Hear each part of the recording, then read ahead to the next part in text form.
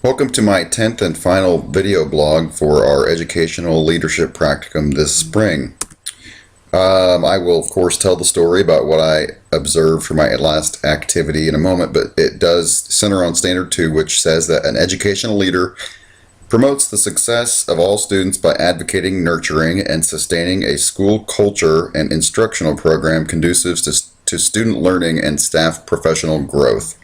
This time around, I was on the observational side of a formal I was observing the reflection between the teacher and the head principal of the formal observation that the head principal did.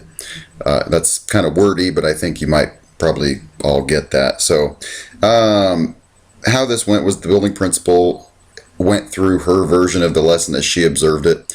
And I guess I should say before I get further into this that I've been through this, of course, as the teacher being observed, but I observed it from the principal's standpoint, and the teacher that was reflecting with the principal is someone that has been around for a while, and I don't even know if they are supposed to have formal observations all the time because they're tenured, but if they're not, then they arrange this for me, which is even nicer of them. So anyway, after that, the principal gave the teacher a chance to clarify anything that needed it.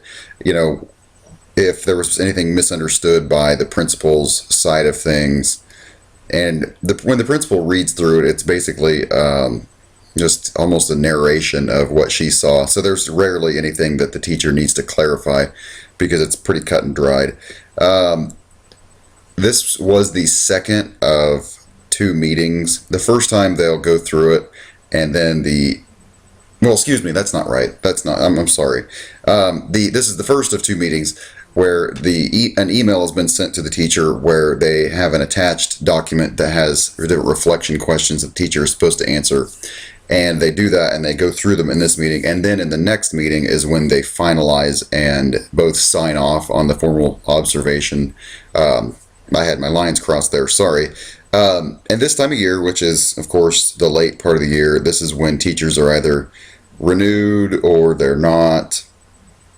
If they have been put on probation previously, they might be non-renewed, which is not anything that happened in this instance. And you don't want it to happen, but at the same time, quite honestly, it would be kind of beneficial for me to see how that goes. However, I understand that if there's a teacher that might have previously been on probation, they wouldn't want some young teacher who's, getting his master's and appears to have things together, observing the meeting where they are being effectively let go. So I understand that. It would be useful for me to see it, but I get why I can't. And this teacher was it's a very effective teacher, and they were renewed, and so that was fine. The functions that apply here, there's a number of them. So there's 5, I believe. We've got 3 and 2 more on the next slide.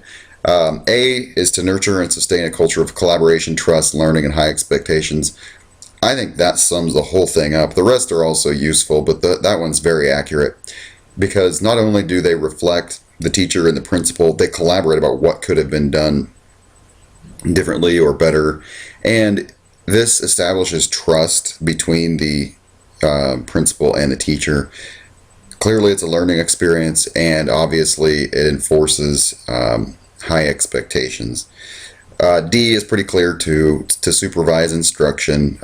The principal was in for a 52-minute class period, a whole class period, not just one of the snapshot walkthroughs, and so they saw for the whole class period, the good, bad, ugly, because every class period has a very strong point, and conversely, there's probably parts that we all wish we could have done better, maybe. F is to develop the instructional and leadership capacity of staff. Again, that's pretty evident as to how that applies here. The instructional part, definitely, instructional capacity, because it's a reflection on an instructional class period.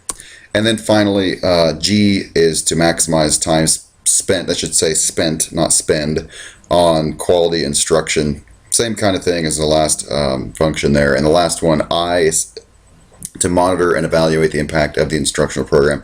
Lots and lots of focus on instruction here, and that's why there's so many standards, functions of this standard, I should say, that do apply in this situation. It was really useful for me.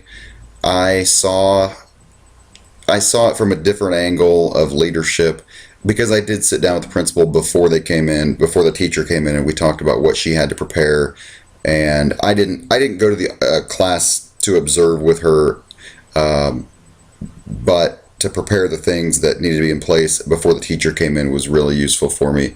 And she kind of prepped me, I guess, if you want to call it that, on how you might approach a situation where a teacher was not being renewed.